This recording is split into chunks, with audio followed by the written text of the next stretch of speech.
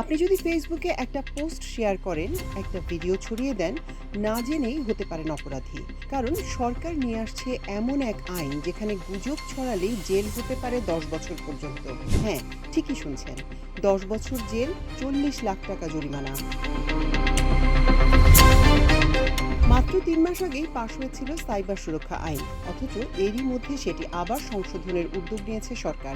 কারণ একটাই, সাইবার জগতে অপরাধ এখন এতটাই ভয়ঙ্কর রূপ নিয়েছে যে আগের আইন আর যথেষ্ট মনে হচ্ছে না। নতুন খসড়ায় গুজব, অপতথ্য, মানহানি আর হেয় প্রতিপন্ন করার মতো অপরাধের সংজ্ঞা আরও বিস্তৃত করা হচ্ছে। খসড়া অনুযায়ী ভুয়া বা অযাচাইকৃত তথ্য ছড়িয়ে সমাজে আতঙ্ক বা অস্থিরতা তৈরি করলে সর্বোচ্চ ১০ বছরের জেল এবং ৪০ লাখ টাকা পর্যন্ত জরিমানা হতে পারে। আর এআই বা ডিপ ফেক প্রযুক্তি ব্যবহার করে কাউকে হেয় প্রতিপন্ন করলে সেটার জন্য রাখা হয়েছে ৫ বছরের জেল ও ২০ লাখ টাকা জরিমানার বিধান।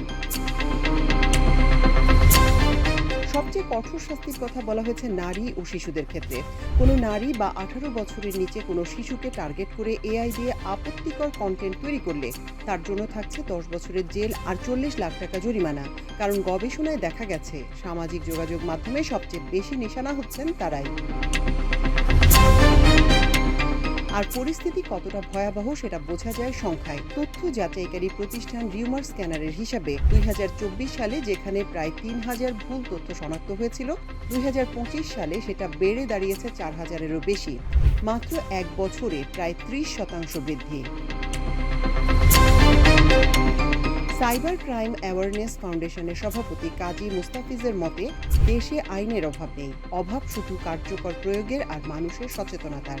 অন্যদিকে ডিজিটাল ফরেনসিক বিশেষজ্ঞ তানভীর হাসান জোহা বলছেন, এআই প্রযুক্তির অপব্যবহারে এখন রাজনৈতিক ব্যক্তিত্ব থেকে শুরু করে সাধারণ মানুষ কেউই নিরাপদ নয়। সরকারের পক্ষ থেকে মন্ত্রী ফকির মাহবুব আনাম জানিয়েছেন, প্রধানমন্ত্রীর নির্দেশে ইতিমধ্যে ৫টি মন্ত্রণালয়ের সমন্বয়ে একটি উচ্চ পর্যায়ের কমিটি কাজ করছে। লক্ষ্য একটাই, প্রযুক্তির অপব্যবহার করে কেউ যেন কারো চরিত্র বা ব্যক্তিত্ব হনন করতে না পারে। তাহলে এখন প্রশ্ন হলো, এই আইন কি সত্যিই গুজব ঠেকাতে পারবে, নাকি এটা মত প্রকাশের স্বাধীনতার উপর নতুন খড়গ হয়ে দাঁড়াবে? জাতীয় সংসদের আগামী অধিবেশনে এই বিল উঠতে পারে। আপনার মতামত কি? কমেন্টে জানান।